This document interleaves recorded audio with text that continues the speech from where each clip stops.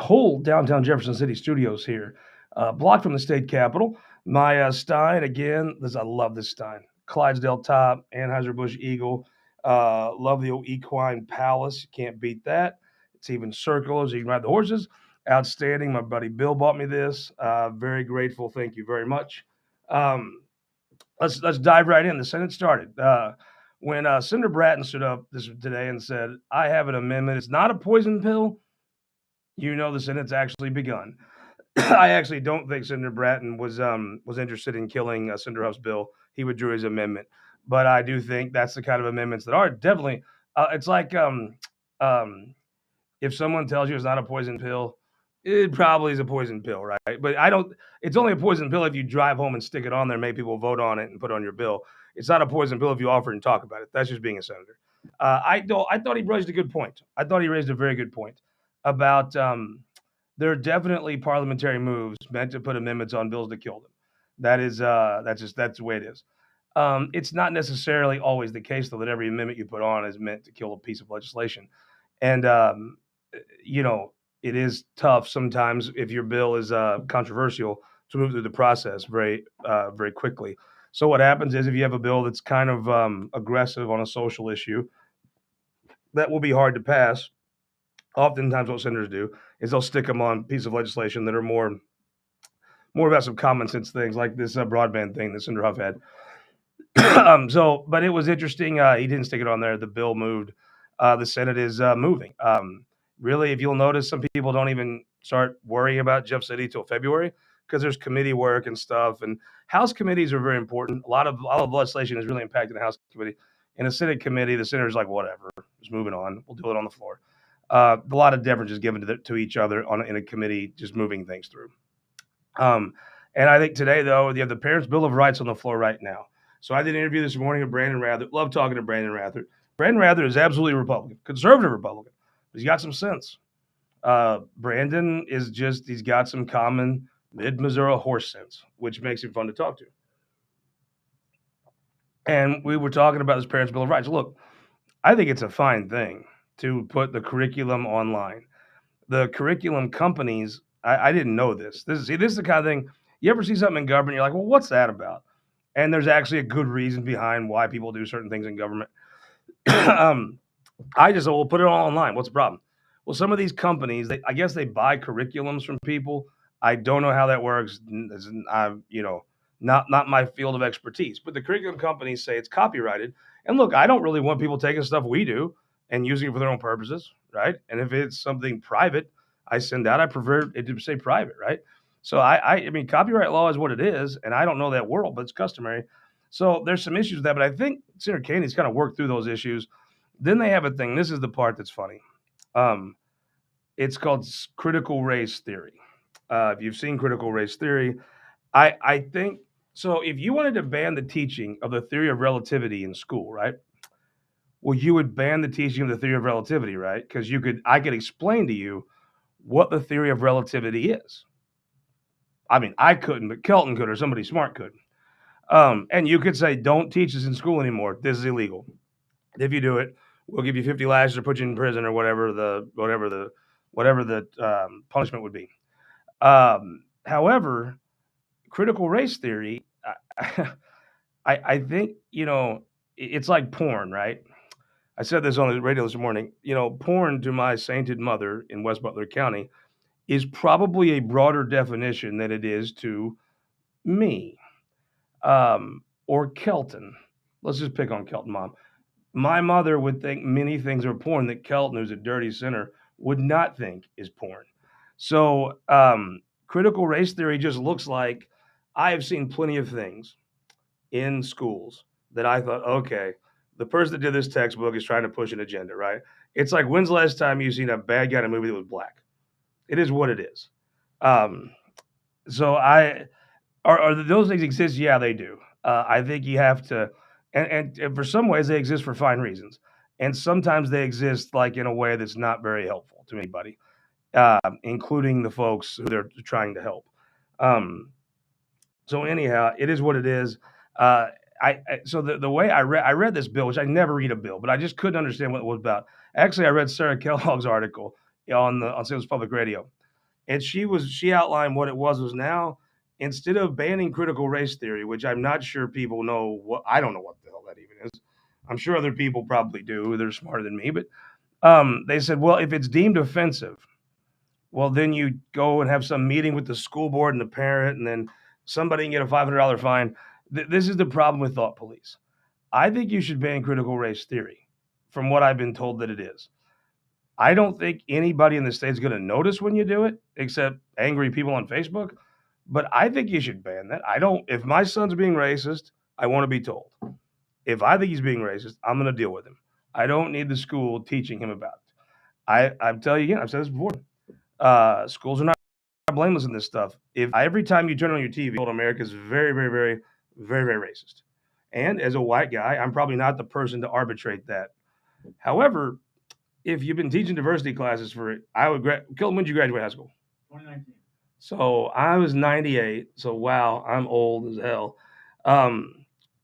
If there was like diversity day then at Neelyville High School, which was not particularly well taken by the African American students, if I recall. But you've had diversity classes for 30 years now, and it's worse. Maybe the diversity classes aren't helping. Maybe just teach kids read, write, and arithmetic. I mean, that is the education reform people. The one thing I will say is I do think they have a point. Just knock it off. Just teach kids to read, write, and arithmetic. If you knock off all this other ancillary crap, you'll have more time to focus on that, and you might do better at the actual thing people want you to do. It's like, you go in to buy an F-150, and they're trying to sell you on the radio speakers, and you're like, I don't care. You could take the radio speakers out and put the factory ones back in. I'm paying you the same. You're giving me a benefit I'm not asking for. I don't want my son to really learn that crap from the school anyway. I want him to learn, if he has time after, he's excellent at reading, writing, arithmetic, maybe worry about that. But anyhow, that's what's happening today. I think this will pass.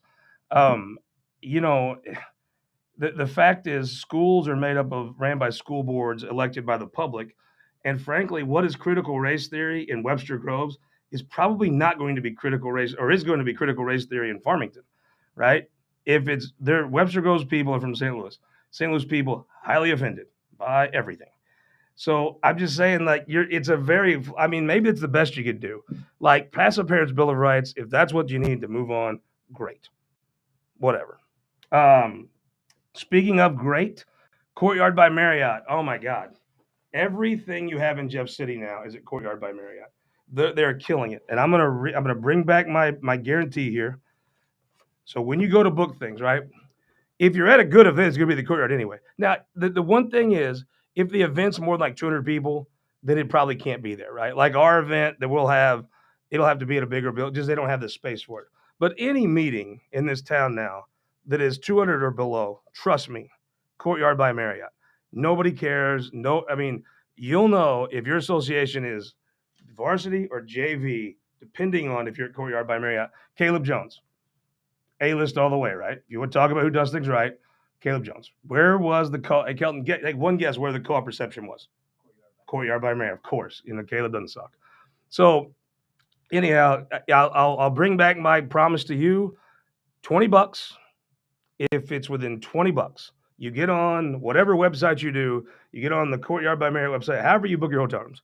If the difference in this town is $20 or less, and you book the Courtyard, and it is not $21 better, you come find me. This $20 is yours. However, if you take my bet, and the Courtyard is the best, then I'm going to expect you to do what's right. And since I gave you the tip, you owe me a beer. I'm up to 7 beers now. People have sent me because I recommended Courtyard. One of them was at the Marriott last night by a guy on the co-op board.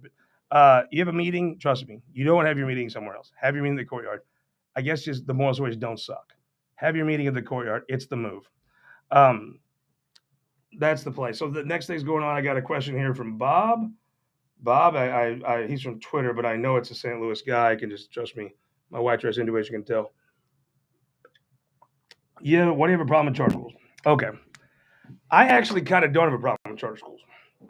Here's what I have a problem with, Bob. Hypocrisy. I view it as, you know what? I'm not elected to anything. Really not my place to tell the people that are elected what to do. However, if you think that it's woke what happens in some public schools, which sometimes I agree with, sometimes I don't, with the people on crazy social media people. You're a crazy social media guy, and things are woke. I agree with some of that, and you know what? You should take it to your school board and stop it. However, if you think they're woke, well, charter schools has one thing to say to you, my man: hold my beer. You don't even know what goes on there. They're barely regulated at all. You have no idea what's in that curriculum. I've seen some of the. I've been in a couple charter schools. You know, you can kind of tell what kind of dentist you're at by the crappy dentist posters they have on their wall, right? It's like a putting green with two footsteps about work ethic or something. And you know, okay, this guy's going to be lame. Or, you know, if you have like some signed memorabilia, like, okay, this dentist is pretty cool. Like Michael Jordan signing some Air Jordans with a poster. Okay, like, oh, you know, I get it. I'm in a different place. Um, at regular schools, like I love Blair Oaks. You know what they have up everywhere? Grit and hustle. Grit and hustle. It's outstanding. So at charter schools, it is like way, way woke. Trust me, woke. There was a picture of the Black Lives Matter. I mean, they just put it on the wall. Now, I'm just going to hypothetically say here, because I respect Doug Ritchie. I think Doug Ritchie truly means he's doing good. Here's where I would have a critique of Doug Ritchie, somebody that I admire. If you thought, if what would happen, what's a school, Excelsior Springs? Let's say Excelsior Springs had a big Black Lives Matter poster with a kid thumbs up in front of it, putting that on social media. I tend to think Representative Ritchie would have some serious questions for Excelsior Springs, as he should. However, when shown that from a charter school, I just don't see. I'm not saying it's had the same outrage, but I don't see any. So you start to wonder what's the difference here. I think the hypocrisy is interesting. Education choice is fine, but you should have some standards for everyone because education is kind of like roads. If everybody had their own roads, they generally suck, you know. So I'm just call me white trash pessimistic, but Kelton, there's this old boy. His name is Corky DeDaniels or something like that. He's from California. Corey comes in and he does a radio show with Mike Ferguson, one of the best interviews in the state. Mike is serious. He's thoughtful. He's kind of funny. I really enjoy Mike Ferguson's shows. So Mike Ferguson comes in, and he interviews him, and it was the funniest thing. I do think, look, when you do as much radio as I do, and I'm sure this guy does tons of shows, you do get a little punch drunk when you're talking. But it was almost like one of those moments where the truth just slipped out. He quoted Barack Hussein Obama, as Brian Davis would say, and said, "If you like your school, you can keep your school." Well, you know what? I'm old enough to remember a fellow liberal to call up California Corey. You know who said if you like your doctor, you can keep your doctor? Barack Hussein Obama. And do you know who said if you like your school, you can keep your school? California Corey, the school choice king. I just smell a pig in a poke. Let me just take a big draw because, Bob, I don't want to we talk about this too much. I'll take a big draw and I'm going to tell you how this ends. All these social issue fights are ancillary. They don't really mean that much difference. Not going to make that much difference to your kid learning. Do I think that you should rein in some of the woke stuff at the schools? Yeah, I do. Do I think it's going to make much of a difference? No, I don't think. As far as educational outputs are concerned, this is mostly just cannon fodder. People want to be mad anywhere. I don't think that makes it wrong, but there you go. What's going to happen here is you're going to see some people in the leadership. Maybe not this year. There's some folks in the lake doing some good job pushing back, but the next couple of years. And your rural Missouri guy who's always like, well, okay, if it'll help you, we're very accommodating and nice. They're going to go and say, I need you to vote for this. You know how much money they gave the caucus. We got to do something for them. Be for the caucus, help us out, da-da-da. And the rural guy's going to go, yeah, sure, I'll vote for that if that's what you need because we're very nice. We're too damn nice. You've seen how the suburban people are willing to help us with ag. You should take notes. And then you're going to see some schools close, right? And they're going to tell you this will never affect rural Missouri. On a stack of Bibles, California Corey will come from California and tell you, this will never affect rural schools. This is just going to save folks. And if you like your school, you can keep your doctor. Oh, I got the two liberals confused, didn't I? Obama and California Corey. My bad. Whichever one the other liberal talked, the school quote from the liberal, that's the one. And you're going to start seeing rural school. You're going to get in that formula. Right now, let's be real. Rural Missouri takes a heist out of that formula. St. Louis funds things, and it funds some of our things. And you're going to see that formula changed. And rural folks will never, ever, ever get the same pool they had before. And then guess what happens? Start closing schools. And then representative from rural Missouri, who's a good person trying to get along, who did it because leadership told him it was good, and said, God, these people give so much money to us, we got to go along, got to give them something. And then finally he gives in. He wants to be nice to the team player. He's promised by this California guy, this will never affect your district. A school in this district closes. And he picks up his phone and calls California Corey, because California Corey said, call me anytime. And California Corey has long since went back to Washington and colored Missouri in on his map and sent out his tweet. And, yay, no, I'll get a bonus. Pay me now. Colored Missouri in. California Corey doesn't pick up because California Corey doesn't give a damn.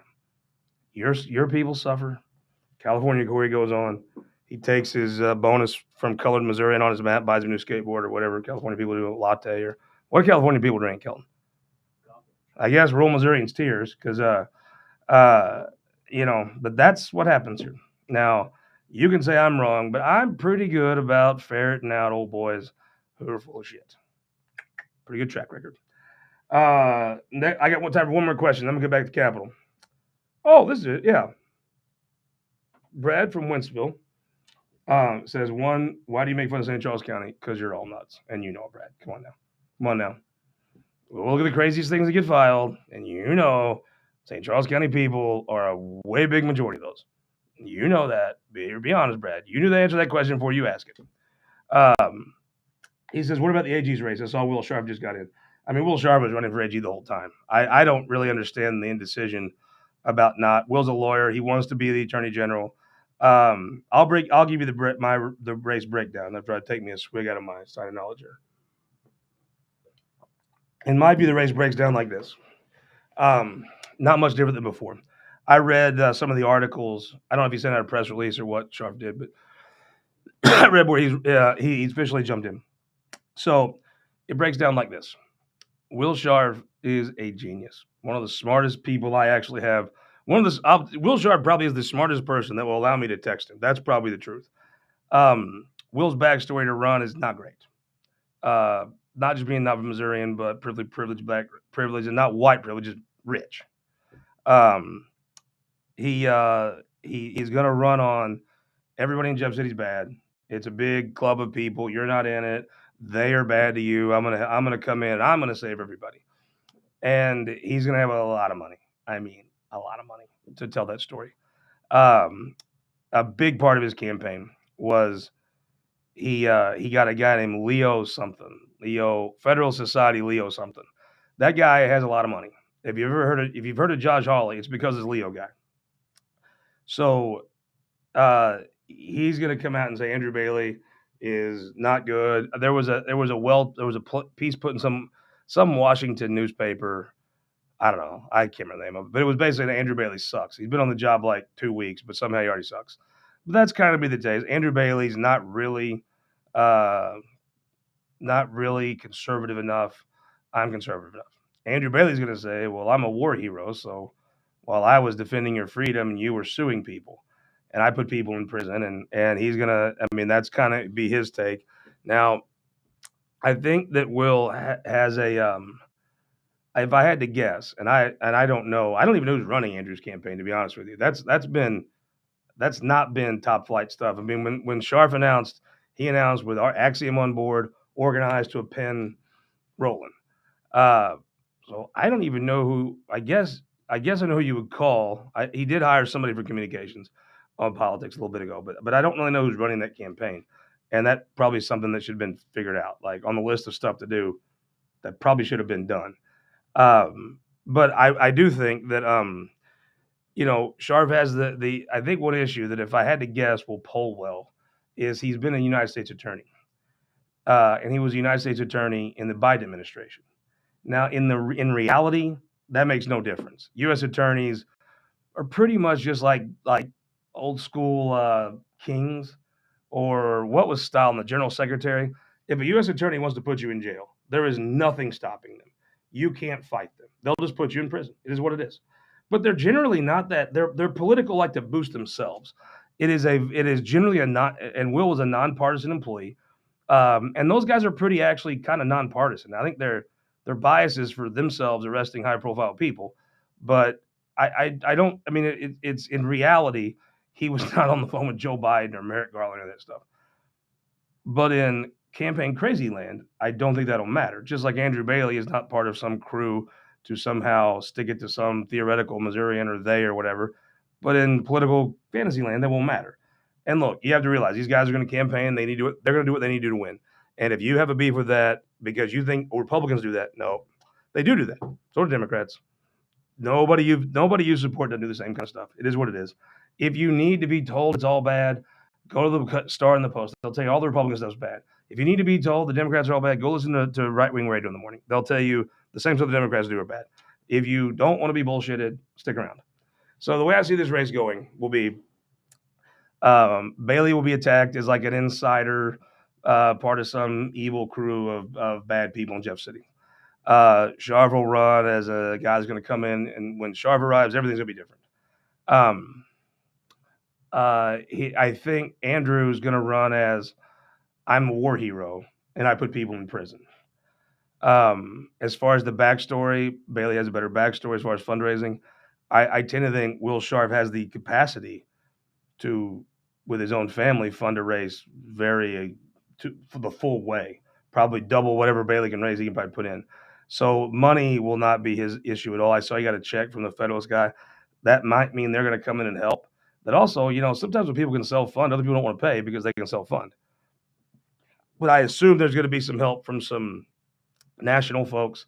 The Jewish community, I read a very good article in the St. Louis Jewish newspaper about Will, and I've heard personally many people are going to from the Jewish community are going to step up and help, whether not just maybe write checks, but like organize and help him meet people and get indoors. And that's a community that's very tight knit, but it's got a lot of connections in that St. Louis area.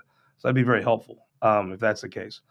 But I mean, I see it as a messaging war. The message is going to be Andrew Bailey says, I'm a war hero, and it's the boxes. Barklage has this thing with the boxes. You kind of I'll do the boxes with you as I see them here. I wish I had that. I had a little thing Tim Jones used to carry on that little whiteboard. But Barklage would do these boxes when you run. It's like watching a master. Barklage is so smart about politics. But essentially, he walks you through and says, what are you going to say about yourself? Well, if you're Will Sharp, you're going to say, I am not part of anything. I'm an outsider, is probably what he'll say. I've helped get somebody on the Supreme Court. That Kavanaugh, I think he helped with it. I saw a picture of him sitting there with the Kavanaugh things. I mean, that seems legit. And he'll say that I put violent criminals away as U.S. attorney. And what Andrew's going to say is I'm a war hero from rural Missouri, and I put people in prison, and I've done the job, and I do it well. And I think what Sharp probably says about Bailey is he's part of some mythical clique that's out to screw you over and hurt you, and he's a bad guy, the normal political stuff. And I think what Bailey says about Scharf is, well, he was part of the Biden administration, and here's the thing: I see people on the scroll here. Eric Greitens will cut both ways, so there are some folks who will instinctively know that Will was part of Eric Greitens' administration and want to support him. There are some folks that want to oppose him for that reason. The people that still care that much about Eric Greitens, I mean, is a pretty small group, and I think they'll cut both ways, really. The truth is there's some people in the Jewish community in St. Louis who probably like Will Sharp more than they ever liked Eric Greitens, and has really nothing to do with Eric Greitens, whether they still like Eric Greitens or not. Will has established his own presence, his own name. And there is also people, I don't know that Will was that supportive of Eric Greitens in this past summer in that Senate primary. And I think that took a lot of steam out of other people that wouldn't like anybody attached to Greitens. So again, most people don't care about a guy who just lost a race by a lot, enough to make it their cross to die on, I don't think. So the people that are like your rabid Greitens folks, some of them will be chapped at Will. Most of them, I think, will like because they probably knew him personally. Again, I don't know that the Greitens. It's more, did you know Will? And if you knew Will, you generally had a good impression of Will. So then you got folks that hate Greitens. Well, I think those folks are not. I mean, who wants to go? Who walks around? Uh, Trying to think. Who walks around like, oh, that Nicole Galloway? I'm so mad at her because she ran against Mike Parson. When you lose and you lose by, well, I mean, he lost by more than Nicole lost by, but I mean, when you lose by that much, one, that many people just don't care, and number two, people just don't. I don't think that's how people make their decisions. So I don't think the Greitens will have that much impact on Sharp's race. I think the folks that really hate Greitens that want to carry that around, some of that'll hold them against him, but some of that because of this summer won't be as strong. And then some of the people that love Eric Greitens will stick with Will, and some of them because of this summer, maybe they're not, maybe a little less. But I just think overall Eric Greitens will be not pretty irrelevant to this race. Now, if he comes out and starts doing events with Will and that draws some money or some attention or something, then that could be different. But also, if Eric Greitens comes out for you, you're going to have a lot of other people get involved the other way. So I almost think the people the people who motivated to do anything based on Eric Greitens in a race that doesn't involve Eric Greitens is such a small community that my gut tells me it cuts both ways and it's really doesn't. It's insignificant. If Andrew Bailey wins, it won't be because of Eric Greitens, and if Will Sharf wins or loses, it won't be because of Eric Greitens. So that's my take, but that's the boxes as I see them. If I had to give the advantage, I give the advantage to the incumbent, just because incumbents Missouri doesn't turn out attorney generals very often. However, I did see the fundraising. Well, I saw the fundraising people were not a lot of Missourians, but they were prominent national people that probably can give more. And then again, I saw Will put 500,000 in. Now, if you're telling me that Will Sharf, who's got done working for the government, well, I'm not sure what he does now, but I don't know that that's his 500 grand. It could be, not my business. But I'm just telling you, he has the wealth to put in, whether it's his or his family's or however, um, to fund the race up to, like, if it's a $10 million race, I have a feeling they could produce the 10 million, and it probably is not going to make them sweat the rent. Um, but I also think I mean, here's the thing: rich people know each other. When you're rich like that, you have a lot of connections. And if you meet Will Sharp, he's an impressive guy. Will is an impressive guy. He's smarter than hell. So, I mean, I think it's a barn burner of a race. I think you got some other people. Tony Luchtenmeyer would be a very logical candidate for this. We'll put a lot of the police groups in a bind if Tony runs because they owe him. He's been their guy. So we'll see. I'm optimistic that I would put it better than not somebody else gets in. I don't know if Garrison gets in. Um, I just don't know him well enough to know, and I'm not asking. I think Tony's going to sit back and weigh his options. I think Tony Luchtenmeyer is such a good fundraiser, and also he has 3 years left in the state senate, so he could sit back through session. And there's a Supreme Court nomination, 2 of them out there.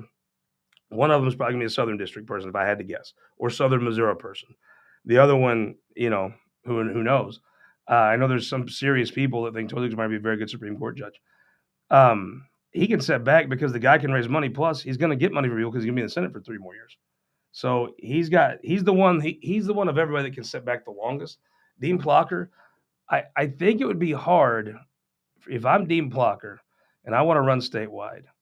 I think it's going to be hard to convince myself that I'd rather take on those 2 guys in an AG race or be the big dog in a lieutenant governor, secretary of state race. Now, Holly Rader's making a lot of noise about running. I believe Holly Rader will run for statewide office. If I'm Dean Plocker, you can raise money as being the speaker. That's just real life.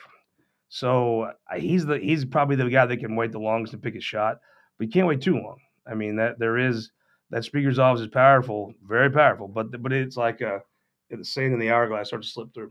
So we'll see. If I had to guess, this will be a barn burner. This will be the most expensive AG race state's ever had. I saw an article that basically said I think it was the Independent. I actually texted Hancock about it. John Combest, who, if you don't know, John Combest, I wish I had the book here. It's on my shelf now. JohnCombest.com. It's where I start every morning. When I go to do This Week in Missouri Politics, I go and I say what we're going to talk about. I scan the Combest headlines for the week. Now, I've read them, but it basically said Tilly versus the Federalists or something like that. Now, Andrew Bailey hired a guy from the Federalist, Josh Devine, Federalist Society or whatever, one of their type people. So we'll see how that slows that down. But if I had to bet, them old Federalist boys, you can be all about them, be a great lawyer and conservative. That they probably like money. If I had to guess, old Mister Leo probably drinks a nice whatever wine he drinks, if he even drinks. Bet that wine's expensive. I bet you care a little more about them donors. Conservative lawyers can grow on trees. Uh, big donors, not so much. So it'll be interesting to see how they factor in. But it was basically the Tilly versus the Federalist. I I think this. I do believe in this race with a governor's race and a presidential race. Um, the presidential race, it won't. It'll be real hot for the primaries. Then it'll end, and it won't really pick up till the fall because those conventions are spread out a little bit now. So my thought would be, you're going to have you don't have a U.S. Senate race, right? Or you do, but it won't be that competitive. And it'll be a general election race. There won't be a primary on the Republican side. You will have a huge Republican primary for governor. You'll have some other down ticket primaries. This will be expensive. This will be a little hard to break through because you'll have so many things going on that summer. It's always tough. I give the advantage to Bailey still because I think that if you get to $10 million, I mean, a consultant can always find something to do with the money. That's a fact. I think if you get to $10 million, if you even get to 8, I think you have a real law of diminishing return after that. And I believe Will Sharp can get there, absolutely. And I believe Andrew Bailey can get there. So after that, yes, you want more money, but what you can do with it is not as valuable after about 8 million in a race like that. Because you will have some federal folks will get the prime spots, and you got to, and the TV value is if through your candidate committee. So we'll see. I'm interested to see how much the old sheriff's juices get flowing in the governor's office. That could be if Mike Parson views this as something he, by God, wants to happen. When the old sheriff's fired up, you don't want to be on the other side of that. So we'll see. It's going to be very interesting to kind of sit back. It'll be the most interesting primary down ticket we've had in a long time. I'm trying to think, what is a primary down ticket that's been this interesting? This is probably the most interesting down ticket I can remember. You have a governor's race, it'll be great. We'll talk about that next week because right now I'm going to go back to the Capitol. And I will see you Sunday. Gubernatorial candidate Bill Eigel